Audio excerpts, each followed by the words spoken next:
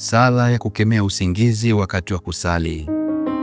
Ee Mungu mwenye enzi wa milele, nakuja kwako, naomba unisaidie, kwani kila ninapoanza kusali huwa najisikia usingizi na mwisho nalala.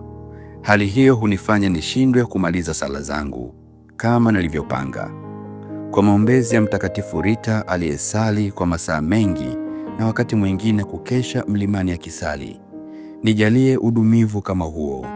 Uniondolee hali ya ulegevu, usingizi na ushawishi wa yule mwovu, ili nidumu katika kusali na kujipatia neema zako.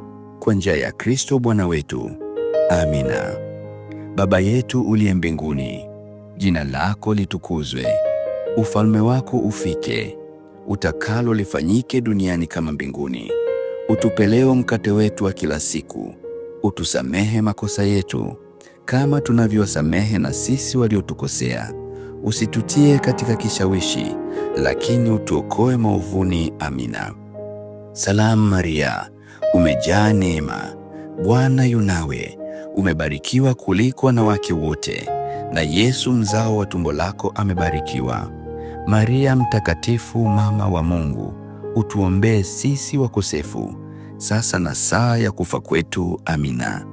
Atukuzwe Baba na Mwana na Roho Mtakatifu, kama mwanzo na sasa na siku zote na milele. Amina.